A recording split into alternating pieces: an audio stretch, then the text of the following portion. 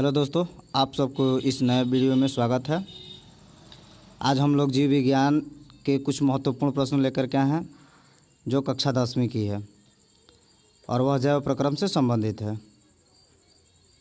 तो video start करने से पहले आप लोग से एक छोटी सी रिक्वेस्ट है कि यदि अभी तक आप हमारे चैनल को सब्सक्राइब नहीं किए हैं तो हमारे चैनल को सब्सक्राइब कर दें और साथ ही बेल आइकन को दबा दें ताकि जब भी हम ऐसा वीडियो अपलोड करें उसका नोटिफिकेशन सबसे पहले आपके पास पहुंचती रहे।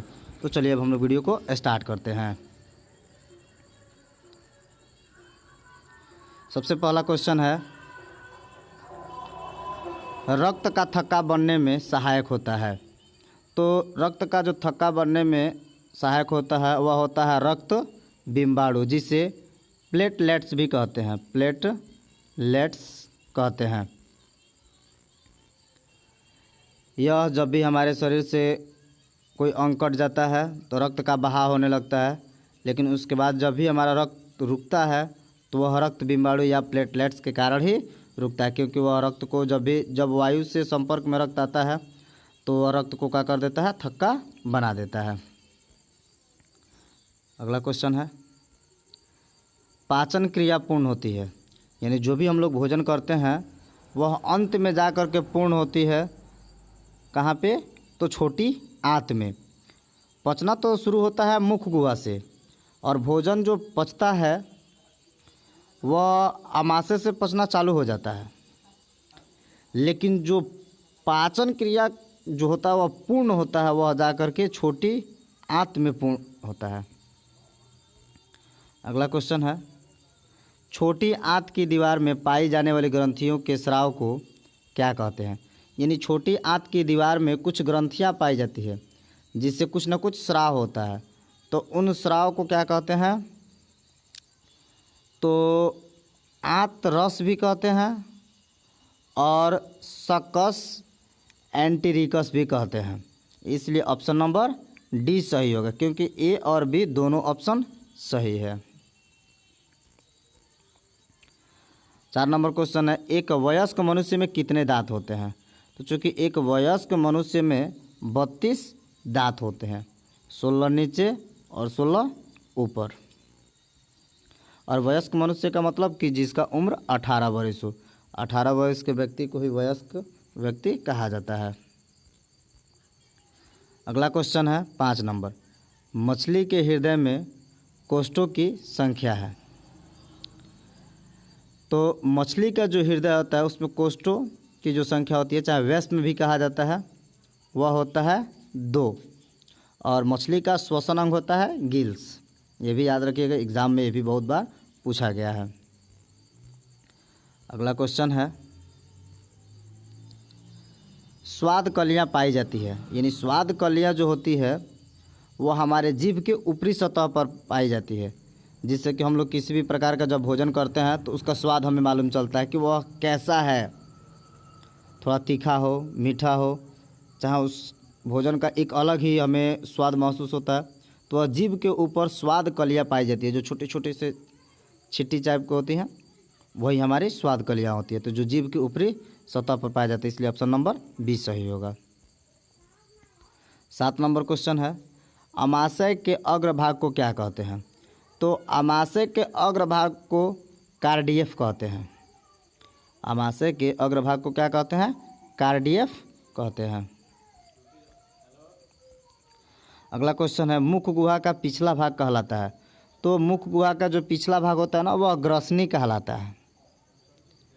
और ग्रसनी जाकर के किस में खुलती है?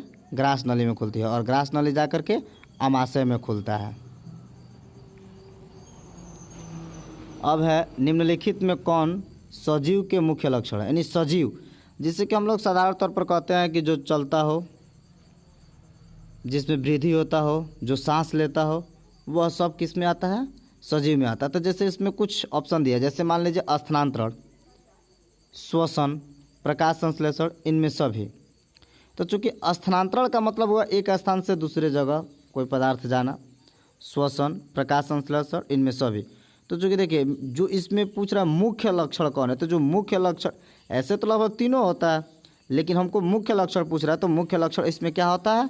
श्वसन, जो कि सजीव का सबसे मुख्य लक्षण है।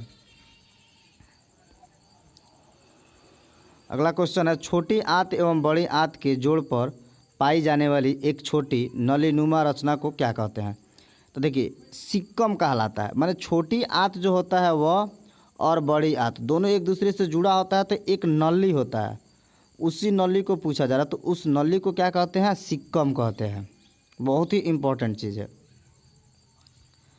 अगला क्वेश्चन है, छोटी आंत में भोजन के पचने में निम्नलिखित में किस रस की भूमिका होती है? यानी जो छोटी आंत में भोजन पचता है उसमें पूछ रहा है कि किस रस की भूमिका होती है।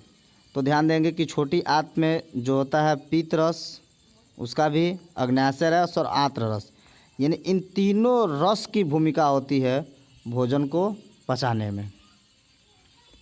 ऐसे तो मुख्य रूप से इन तीनों रस का जो होता है वह मिल करके कहलाता है, जिसे हम लोग हाइड्रोक्लोरिक अम्ल कहते हैं।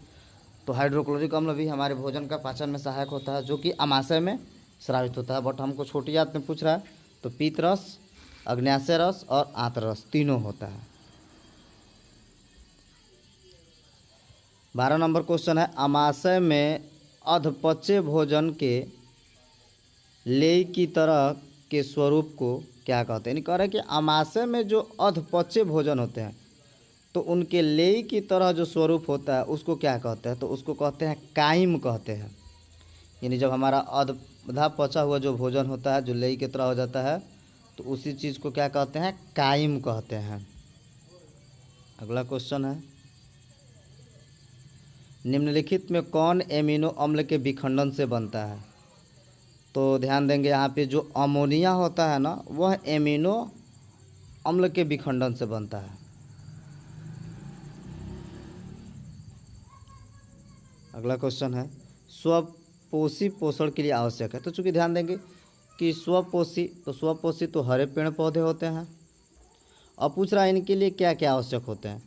तो चूँकि स्वपोषी जो होते हैं वह प्रकाश संश्लेषण के द्वारा अपना भोजन ग्रहण करते हैं, और प्रकाश संश्लेषण के लिए हमें क्लोरोफिल की ज़रूरी होती है, सूर्य प्रकाश की भी ज़रूरी होती है, जल एवं कार्बन डाइऑक्साइड का भी ज़रूरी होता है। तो इसका मतलब कि इन तीनों का आवश्यकता होता है, इसलिए ऑप्शन नंबर क्या सही होगा? डी सही होगा। अगला क्वेश्चन है, चाइल का अवशोषण होता है। तो चाइल का जो अवशोषण होता है वह इलियम में होता है, यानी ऑप्शन नंबर ए सही होगा। 16 नंबर क्वेश्चन है, मनुष्य के आहार नाल की कौन सी रचना अवशेषी अंग है? तो जो मनुष्य के आहार नाल का होता है, तो आहार नाल में एक अपेंडिक्स होता है, तो अपेंडिक्स को ही आहार नाल का अवशेषी अंग कहते हैं। 17 नंबर क्वेश्चन है, दांत अस्थि क्षय कारण, यानी जो दांत का क्षय होता है वह किस कारण से होता है? या तो मीठी चीज़ जब हम लोग खाते हैं तब हमारे दांत में कीटाणु पड़ जाते हैं जो कि हमारे दंत को क्षय करने लगते हैं, या बैक्टीरिया द्वारा अम्ल का निर्माण, कुछ ऐसे चीज़ हम लोग खाते हैं जिसके चलते हमारे दांतों में कुछ फंस जाता है और उसमें विभिन्न प्रकार के कीटाणु जम जाते हैं जो कि हमारे दांत को सफाई। तीसरा है दांतों की सफाई न करना, और हम लोग कुछ खाते हैं और दांत का सफाई नहीं करते हैं तो उसमें कचरा बैठ जाता है और कचरा सड़ करके कीटाणु के रूप में निर्धारित हो जाते हैं जो कि हमारे दांत को क्या करते हैं? सड़ा देते हैं। इसलिए इनमें तीनों चीज़ जो होता है वो हमारे दांत को क्या करता है? नुकसान पहुंचाता है, इसलिए ऑप्शन नंबर डी सही होगा। 18 नंबर क्वेश्चन है, डेंटाइन के ऊपर दांतों की सुरक्षा हेतु पाई जाने वाली कठोर परत को क्या कहते हैं? यानी डेंटाइन के ऊपर जो दांत की सुरक्षा होती है उसके लिए एक कठोर परत पाई जाती है, उस कठोर परत को क्या कहते हैं? इनामेल कहते हैं। क्या कहते हैं? इनामेल कहते हैं। और चूँकि जो कैनाइन होता है यह तो दांत का प्रकार होता है, मोलर भी दांत का प्रकार होता है, और जो दंत प्लक होता है वो हमारे दांत के ऊपर की जो मसूड़ा है। 19 नंबर क्वेश्चन है कि पैरामीशियम में भोजन का अंत ग्रहण होता है। तो पैरामीशियम में जो भोजन का अंत ग्रहण होता है वह कोशिका मुख द्वारा होता है, यानी ऑप्शन नंबर बी सही होगा। 20 नंबर जो क्वेश्चन है, प्रकाश संश्लेषी इकाई है। तो प्रकाश संश्लेषी जो इकाई है चाहे अंगक है वह क्या होता है? क्लोरोफिल होता है, यानी क्लोरोफिल के कारण ही जो हरे पेड़ पौधे होते हैं वह सूर्य प्रकाश को क्या करते हैं, अवशोषित करते हैं, जो कि प्रकाश संश्लेषण क्रिया के लिए सबसे महत्वपूर्ण है। इसलिए ऑप्शन नंबर सी सही होगा।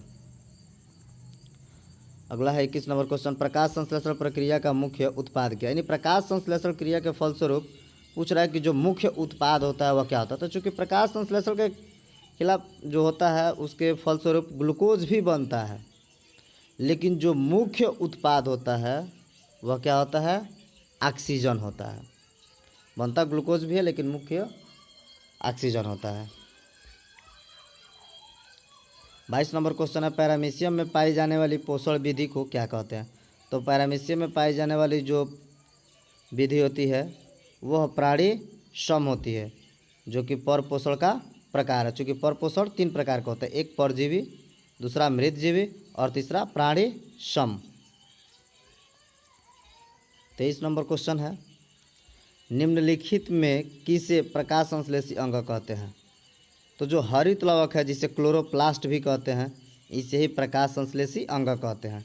और यदि प्रकाश संश्लेषी अंग कहेगा तो क्लोरोफिल, और अंगक कहेगा तो हरित लवक, अंग कहेगा तो पत्ती भी कहते हैं। चूँकि जो हमारा पत्ती होती है पेड़ का वह भी प्रकाश संश्लेषी अंग है, और उन्हीं पत्तियों के अंदर हरित लवक या क्लोरोप्लास्ट पाया जाता है जो सूर्य प्रकाश को ग्रहण करता है।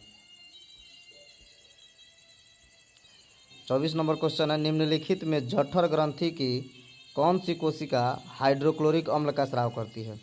यानी कह रहा है कि जठर ग्रंथि की एक कोशिका होती है जो हाइड्रोक्लोरिक अम्ल का स्राव करती है, तो वह कौन सी है, तो वह होती है भीतीय कोशिका। यानी भीतीय कोशिका ही हाइड्रोक्लोरिक अम्ल का स्राव करती है। अगला क्वेश्चन है, मनुष्य के मुख गुहा में कितने जोड़े लार ग्रंथियाँ पाई जाती है। तो मनुष्य के मुख गुहा में 3 जोड़ी लार ग्रंथियाँ पाई जाती है। और चूँकि जो लार होता है वह भोजन पचाने में भी बहुत मुख्य भूमिका निभाता है। जितना ही हम लोग भोजन को चबाते हैं उसमें लार उतना ही ज़्यादा सनता है और भोजन का पाचन उतना ही आसानी से होता है। 26 नंबर क्वेश्चन है, इनमें कौन सी रचना द्वारा अमीबा में भोजन का अंतर्ग्रहण होता है। तो जो कुटपाद होता है ना, कुटपाद के द्वारा अमीबा अपना भोजन ग्रहण करता है। जैसे कुटपाद होता है क्या, जैसे मान लीजिए यह अमीबा है और यहाँ कोई भोजन है, तो यह अपने कुटपाद को धीरे धीरे ऐसे फैलाता है और फैलाते फैलाते उसको अपने शरीर के अंदर कर लेता है। 27 नंबर क्वेश्चन है, पेप्टाइड्स को निम्नलिखित में किस रूप में तोड़ा है। तो जो पेप्टोन होता है वह पेप्टाइड्स को एमिनो अम्ल के रूप में तोड़ा है। 28 नंबर क्वेश्चन है, कोशिका के किस भाग में सजीवों के सारे गुण विद्यमान रहते हैं।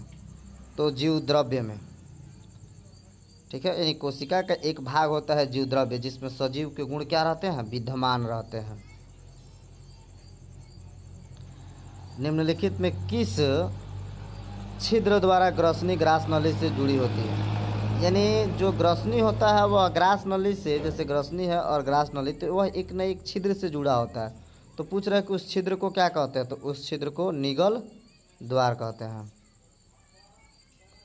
और हमारा अंतिम क्वेश्चन है, अमीबा का मुख्य भोजन क्या है। तो अमीबा का जो मुख्य भोजन होता है वह शैवाल के टुकड़े भी होते हैं, डायटम एवं कोशिकीय जीव भी होते हैं और बैक्टीरिया भी होता है। इसलिए इसमें हमारा जो ऑप्शन नंबर डी सही होगा। और दोस्तों आप लोग से एक रिक्वेस्ट है कि यदि वीडियो अच्छी लगी हो तो उसको लाइक करना मत भूलिएगा, और साथ ही अपना कमेंट करके बताइएगा कि वीडियो कैसा लगा। और आपको यदि वीडियो में किस प्रकार का और वीडियो चाहिए जो आपके एग्ज़ाम के लिए हेल्पफुल हो तो आप कमेंट में करके बता सकते हैं, वैसा वीडियो हम बना देंगे। और वीडियो को थोड़ा अधिक से अधिक शेयर भी कर दीजिएगा कि जो भी लड़के इस लॉकडाउन में परीक्षा की तैयारी कर रहे हैं, तो चूँकि किसी भी प्रकार का कोचिंग वोचिंग नहीं चल रहा, तो वे इस वीडियो के माध्यम से अपना एग्ज़ाम का तैयारी अच्छी तरीके से कर सकें।